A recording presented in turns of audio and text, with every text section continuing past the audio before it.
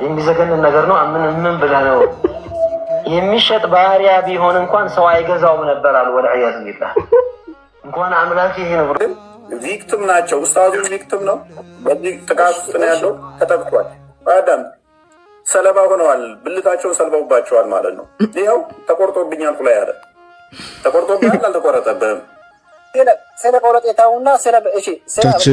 ክርስቲያን ቤተሰቦቻችን የልብ ጆሮአችሁን ከፍታችሁ እንድትሰሙኝ የምፈልገው ጉዳይ ቢኖር አምላክ ሰው የሆነው ለአዳም ቤዛ ለመሆን ነው። እግዚአብሔር አዳምን ፈጠረው፣ በገነት አኖረው፣ ሁሉን ፈቀደለት። ዕፀ ሕይወትን እንዲጠብቃት ዕፀ በለስን ደግሞ እንዳይበላት ሥርዓት ነገረው። ዕፀ ሕይወትን ይጠብቃት ዘንድ የነገረው 1000 ዓመት ሲሞላው በልቶ ታድሶ መንግሥተ ሰማያት እንዲገባ ነው። ዕፀ በለስን ደግሞ አትብላለው ትእዛዝ ሰጠው። ከዚያ በላ። አትብላ ሲለው አንድ ነገር ነግሮት ነበረ።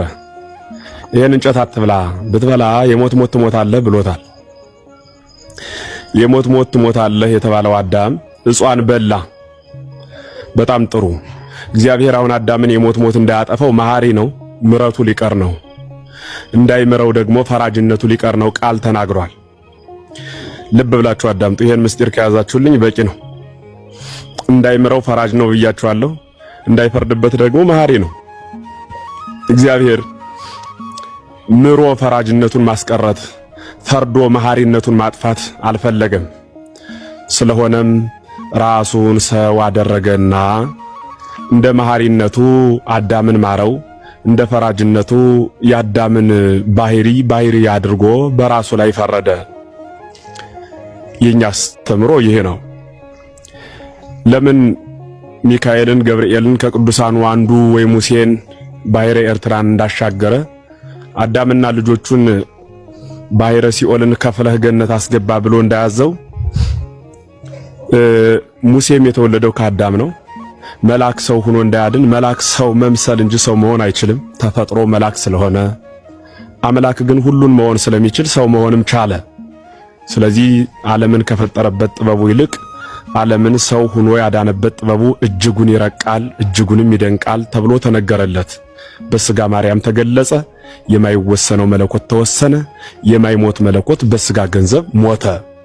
ይህ ማለት ቅዱስ ቄርሎስ እንደነገረን አንድ ብረት እሳት ውስጥ ቢያስገቡት ይግላል፣ የእሳት መልክም ያመጣል። በምንደበደበው ጊዜ እሳቱን ደበደቡት አይባልም። እሳቱም የለም ግን ተብሎ አይነገርም። እሳቱ በብረቱ ውስጥ በተዋህዶ ይገለጻል። እንደዚሁ ሁሉ መለኮት በሥጋ ተዋህዶ በተዋህዶ ተሥጋ ተገለጸ ማለት ነው። ሁሉን የሚችል አምላክ ሰው መሆንንም ቻለ። ሰው ሆኖ የአዳምን በደሉን አስወግዶ ለሰው ልጆች ሁሉ ነጻነትን ሰጠ ብለን እንናገራለን። ስለዚህ ለምን እዚያው ቁጭ እንዳለ አያድንም ለምትሉ ሰዎች ትሞታለህ ብሎ እግዚአብሔር ስለፈረደ ያን ፍርድ በራሱ ላይ መጥቶ ተሸከመ። በራሱ ላይ መጥቶ ለመሸከም ደግሞ ባሕርየ ሰብን ወይም የሰውን ባሕሪ ገንዘብ ማድረግ አለበት። ካላደረገ መዳሰስ መጨበጥ አይችልም። መለኮት ስለሆነ መንፈስ ስለሆነ ካልቻለ ደግሞ አይሰቀልም። ካልተሰቀለ አዳምን አያድንም። አዳምንና ልጆቹን ለማዳን እርሱ በአዳም ባሕሪ ተገለጸ። ለምን እንዴት እያልን ግን አንጠይቀውም።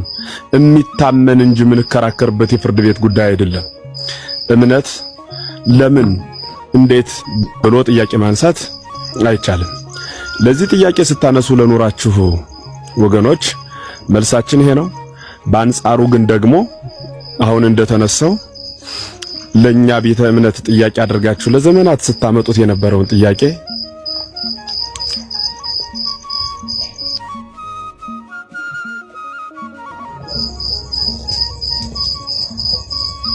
ተመልሻለሁ። ግሩም ስታመጡት የነበረው ጥያቄ አሁን ደግሞ እናንተ ቤት ላይ ጥያቄ ሆኖ መጥቷል። በአካል የኛ አምላክ አካል አለው። አካሉ ግን ውሱና አካል አይደለም። ወደ ላይ ኢዮራማ ኤረር ሰማይ ውዱድ ሰማያት ኢየሩሳሌም መንበረ መንግሥት ጽራሪያም ብለን የምንቆጥራቸው ሰማያት፣ ይህ የተቀመጥንበት ምድር፣ ከምድር በታች ያለው ውሃ፣ ከውሃ በታች ያለው እሳት፣ ከእሳት በታች ያለው ነፋስ፣ ከዚያ በላይ ያለው በታች ያለው በርባሮስ የሚባል ጨለማ፣ ይህ ሁሉ በጠቅላላ እንደ ጽናህ ቢሉ አንጠልጥሎ፣ እንደ ወርቅ ቢሉ አንከብሎ፣ እንደ ሸማ ቢሉ ጠቅሎ ይዞታል ብለን ነው የምንናገረው። ማን? እግዚአብሔር። በምኑ? በእጁ። ስለዚህ እግዚአብሔር በዚህ ዓለም ውስጥ የሚኖረው በምልዓተ አካል ነው። የማይወሰነው በፈቃዱ ተወሰነ። የማይወሰነው ሳይወሰን ተወሰነ። ሳይወሰን ተወሰነ። ድንቅ ምስጢር ነው። ስለ ራሴ እምነት አስረዳለሁ። መጀመሪያ እምነት ግለጽልኝ። ሁለት ቀኝ እግር ያለው የምታመልክ አንተ ሙስሊም ነው። እኔን የሚያክል እኮ ነው የምታመልከው። እኔን አይደርስም እኮ እኔ ሁለት ሙሉ አካል አለኝ። ሙሉ አካል የሌለው ጭንቅላት የሌለው የምታመልክ ከኔ ጋር ትወዳደራለህ? እግር አይደለም እኮ ላላ ያለው እንዳንተ ያለ ቆሻሻ እግር አይደለም ላላ ያለው። በአንተ የሚመሳሰል አይደለም። አንተ የምታመልከው እኔ ሸፋፋ እንዳንተ የሚመሳሰል አይደለም እኮ ሙሉ እግር አለኝ። እንዳንተ የሚመሳሰል አይደለም ያላ እግር አይደለም። እኔ ሙሉ አካል አለኝ አባቴ። እኔ ሙሉ አካል አለኝ። ሁለት እግር አለኝ። የቀይም የግራም ሁሉም አለኝ። የሞላ ሁለት አይን አለኝ። ግን የእናንተ ጎደሎ ነው። ጭንቅላት የለውም። የቀይ ሁለቱ አውቆ ነው። ስሙ ማን ነው የፈጠረ?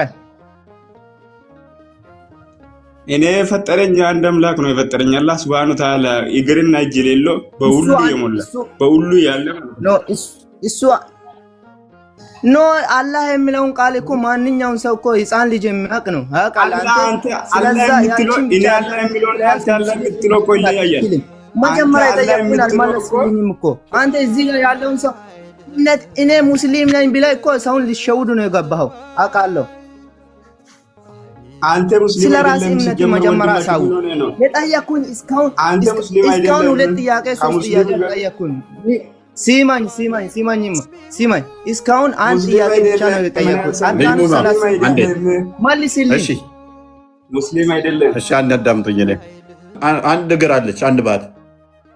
እንዴት ነው የሚመጣው ይህ አካል ታዲያ? አምላክ ተብሎ ጭንቅላት የሌለው አንገት የሌለው ከዛስ ሁለት እንደዚህ ቀኝ እጅ ያለው አንዲት ባት ያለችው አንዲት እግር እኔ ጋር ያላሰሰለው ቢጅራ በቃ ሁንደ ጅራ ረቢን አርሺ ጉባረለን ጅራ ይዳፈል በቃ ሁንደ ለደቺ ከሰለ በቃ ሁንደ ጅራ ረቢን ስንት ነው ያለው ታዲያ? ነገሬ ሆነ አዳም ገዢ ሆነ። በደንብ አስተውል። ነገር ግን አዳም ደግሞ ተመልሶ ተገዢ ለእግዚአብሔር መሆን አለበት። በፍጥረታት ሁሉ ገዢ ከሆነ ኦኬ፣ ፈጣሪና ፍጡር ምንድን ነው ልዩነቱ ታዲያ? አዳምና እግዚአብሔር በምን ይለያዩ? አዳም ለፈጣሪ መገዛቱን የሚያሳይ አንድ ህግ ትጠበቅ ነበረ። እሷ ምን ትባላለች? የፍቅር ህግ። እሷም አትብላ የምትል አትብላ፣ ከበላ ምን ትሆናለህ? ትሞታለህ ተባለ። በደንብ አስተውል። አትብላ፣ ከበላ ትሞታለህ ተባለ። ልጅ ይኖርሃል አንተ አዳም። ስለዚህ አትብላ፣ ከበላ ትሞታለህ ተብሎ ተነገረው። ልጅህ አንተ ለምሳሌ ሳያጠፋ ገና ገርፋለሁ አትለው፣ እንዳታጠፋ፣ ካጠፋህ ገርፋለሁ ነው የምትለው። አዳምንም እግዚአብሔር ምን አለው? እንዳበላ ከበላ ግን ትሞታለህ አለው። ዘፍጥረት ምዕራፍ 3 ላይ አዳም የእግዚአብሔርን ህግ ጣሰ። ምን ሆነ? ክርስቶስ ስለ ሁሉ ቤዛ ሆነ ማለት ነው።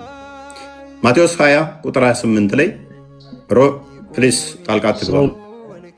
ሚጠርክ በስራው ነው በእናት ነው ሞቶ ወይም ደግሞ ተገሎ አዳምን ይቅር ብሎታል ወይንስ